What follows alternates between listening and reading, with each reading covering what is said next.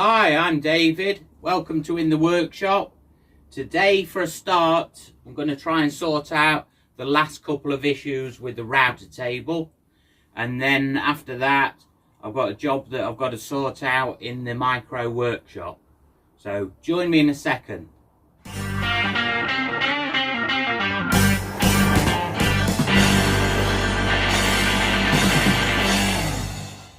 So if you've seen my previous video, you'll know that I have a problem rising the router under this table, being able to adjust the depth very easily. I'll put the link above to that video. So I bought this, which is a lift for putting drywall, for putting plasterboard and any boards up on walls and stuff. But in my comments, Jed said, why don't you take the spring out the router? So I'm going to have a look at that. I'm going to see if we can do that.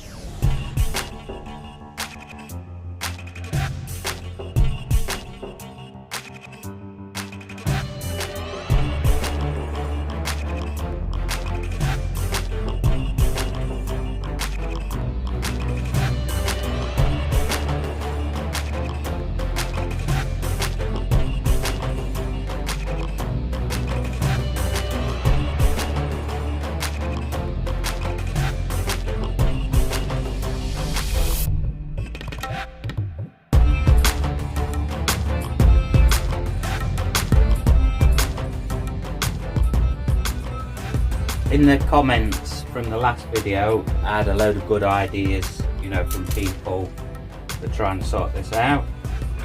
Tony mentioned putting in a cord that will go straight through the side that you could pull, that would pull this handle from the outside of the table, which was a good idea. And like I said, Jed said about this, but like me, a lot of other people were thinking about like jacks and things to push it up. But yeah, Jed said, why don't you have a look at the springs? Take the springs out. But yeah, I'm not sure exactly where the spring is, or springs. Probably inside of them. Under here somewhere anyway.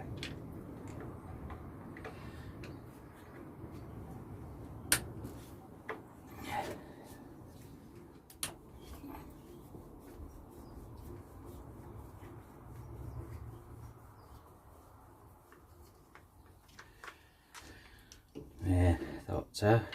That's all still covered up inside of there.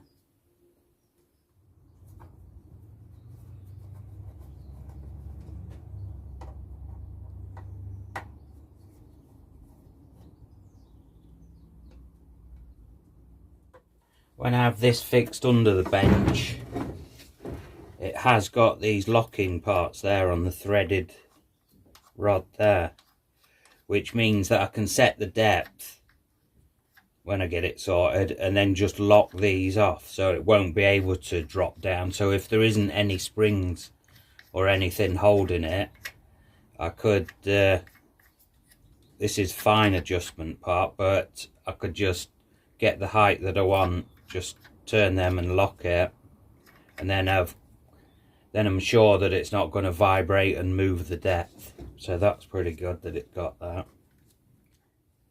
Springs are going to be either inside there or round the outside of there. So I need to try and get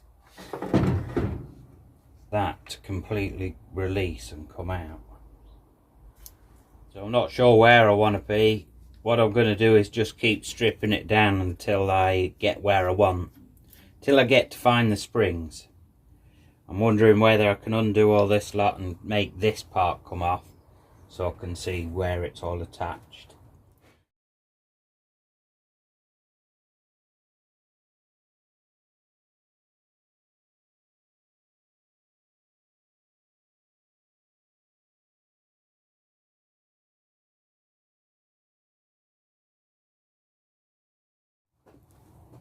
Well, I don't know if you see that.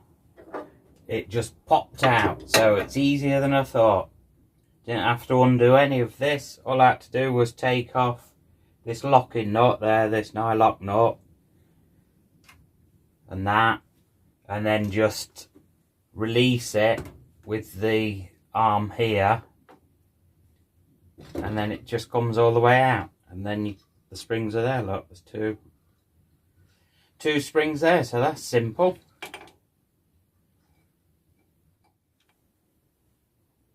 Good, that's nice and simple to get them out. Yeah, if I wanted to really reduce the tension, I'll try it without springs completely, but I suppose you could probably chop some down on the springs, chop some off, and that will reduce the load on there.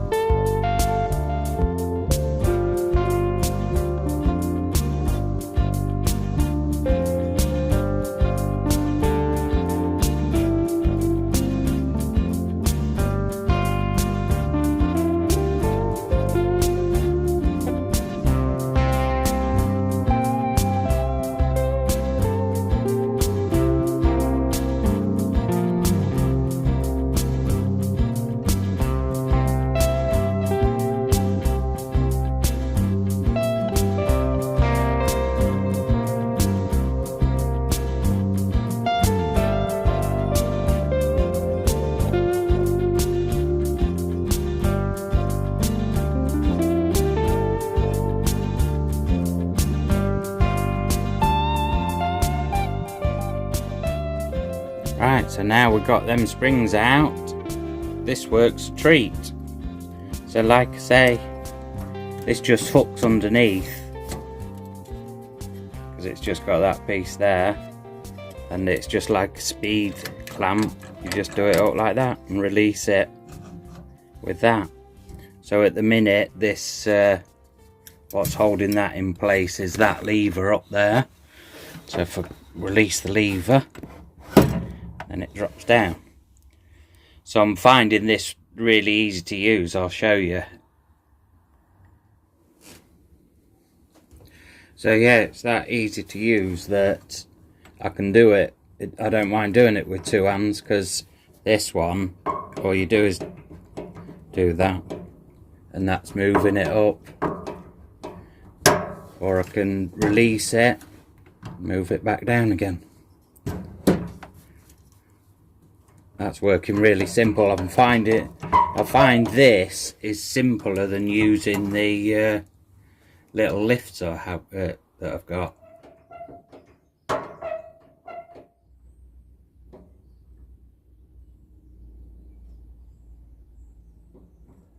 So I'm really happy with how this is working now, with the adjustment on there. Thanks Jed for that. Tony, I'll see how I go with, because now I'm using that little clamp lift thing. It's easy to just put both my hands in here and just do that and watch my height on there. So I'll see how I go. If it gets on my nerves, then I will fit a cord through there, through the side. But that feels really easy what I'm doing now. So all there is left on here is some extra inserts, because it only came with this one. So I just need a couple more.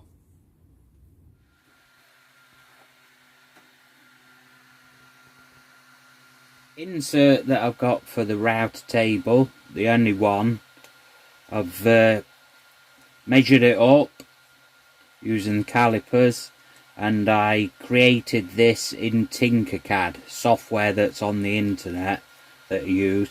So you use shapes to make up the item you want. So I've put that onto the SD card that's in there. So I'm just going to choose it now. So I've called it insert. So I've pressed start on that. So hopefully it's going to print out a couple more of these with a different size middles there. So I'm hoping I've got all these tag bits in the correct place. We'll find out.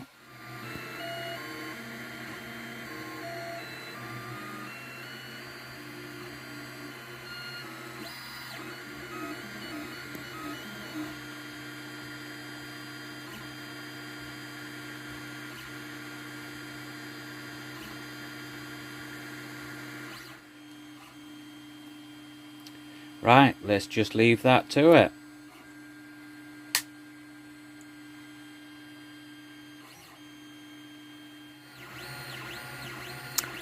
Still printing. This has been hours, I think. So looks like it's only on 26%. This is going to be a long old job. It's probably going to be like a 4-hour job.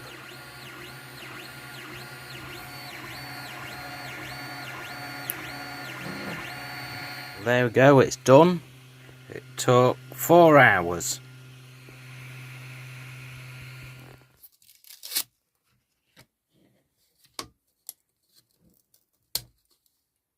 So these are made on rafts. So oh, well, that's no good luck. That bust straight away.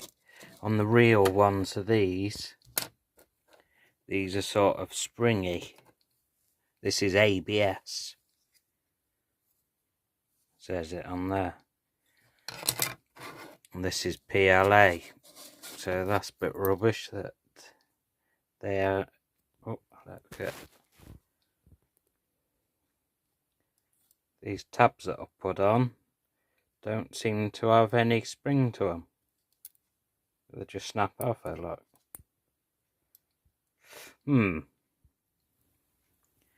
Right, I think I've rescued these. So this is the raft that's on the base of your prints. So you just rip them off and chuck them away. So yeah, there's the two that are done. And what I've done here, look, I've glued these back on with super glue. I've put a metal wire around just for a bit of support behind them. But I've used bicarbonate of soda when I've super glued these together. When you're using the super glue, if you sprinkle some bicarbonate of soda, you know, or baking soda or whatever, onto the glue, it makes it set instantly.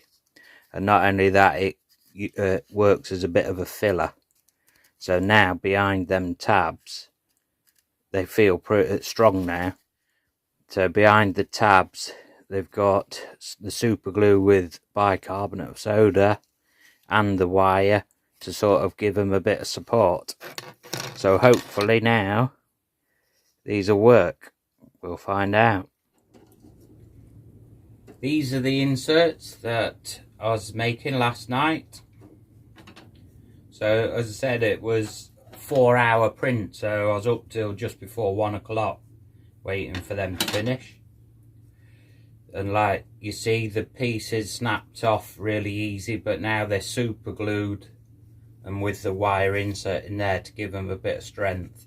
And that bicarbonate of soda or baking soda trick works great.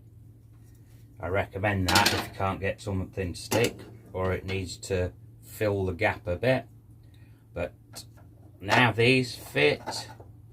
I've got the two different sizes, 2 extra sizes. So I've got the big hole, a bit smaller, and then a small one. So yeah, they're going to work great.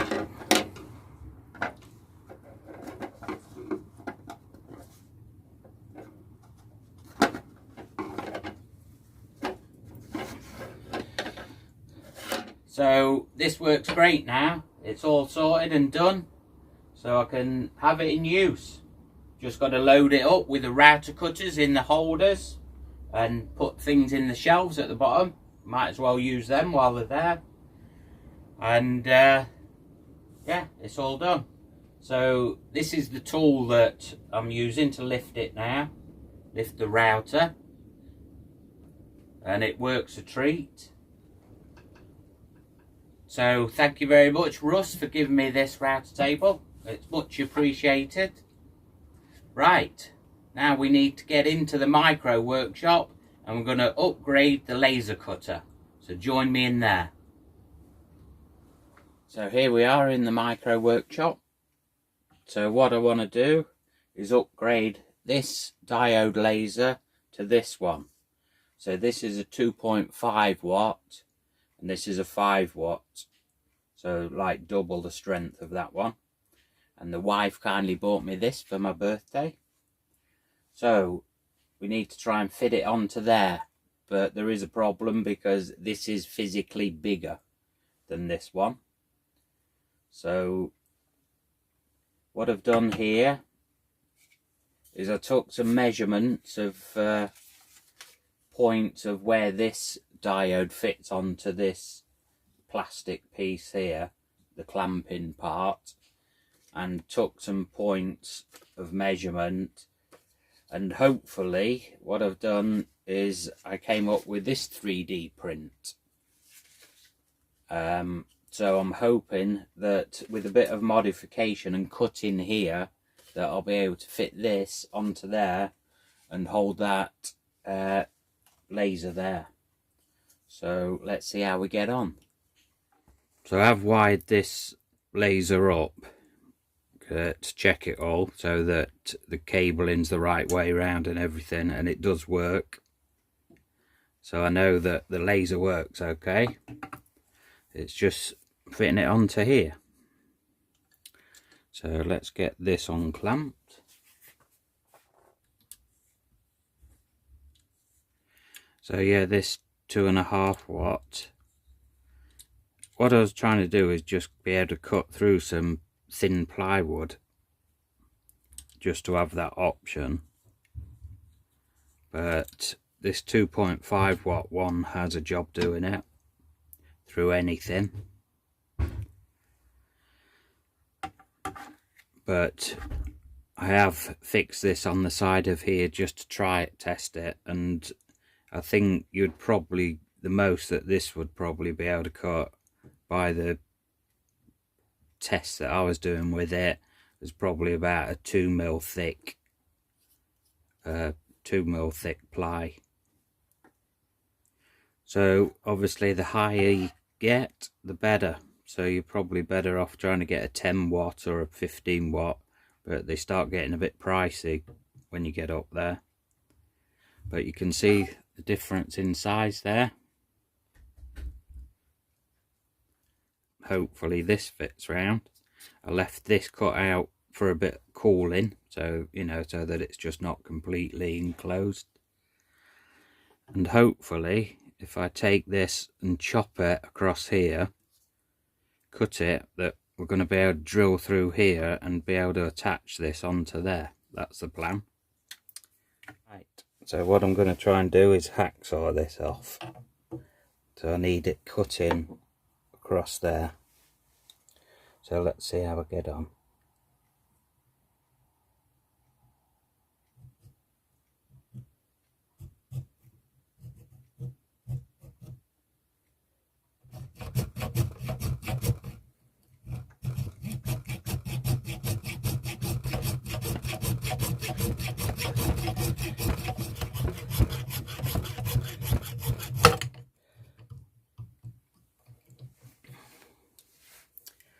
Okay, we can file that down.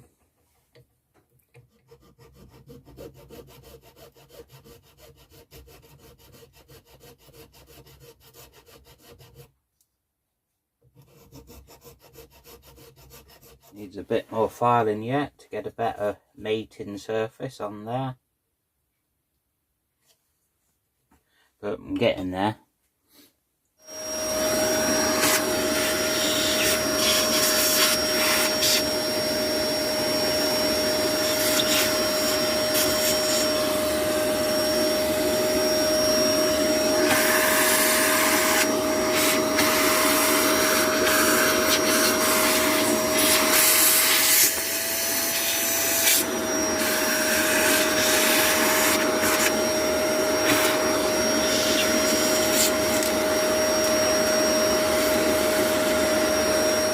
What went up the vacuum?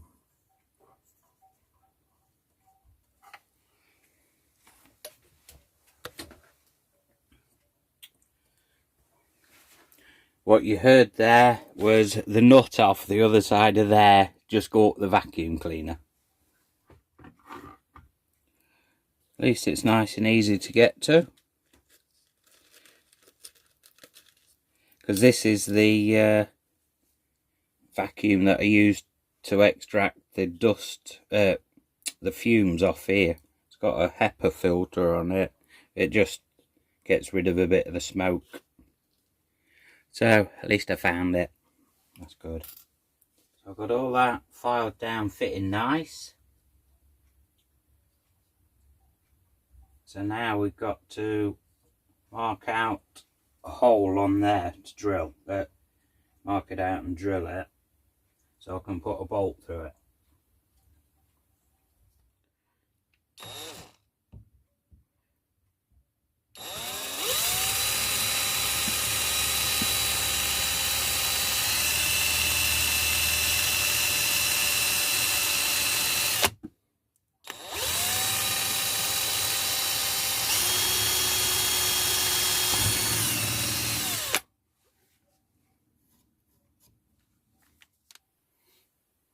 So we've got a bolt for this right hand side of this bracket. It's the one that was already in there. So we just need to sort out one to go through here.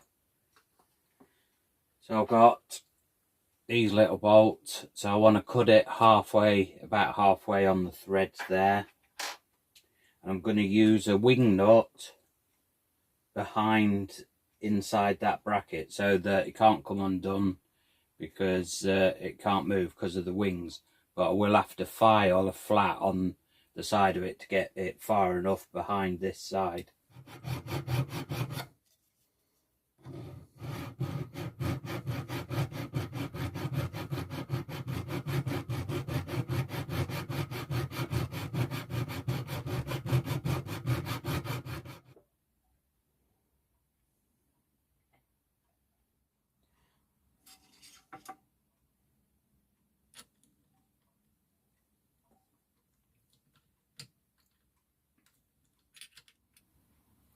Right, there we go. That's nice and tightened in.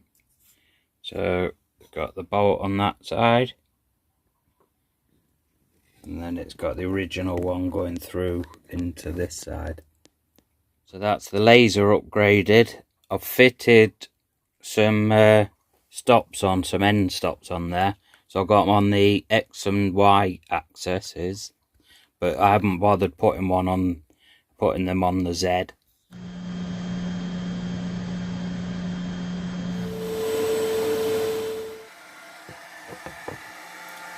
I'll see you next time. Take care.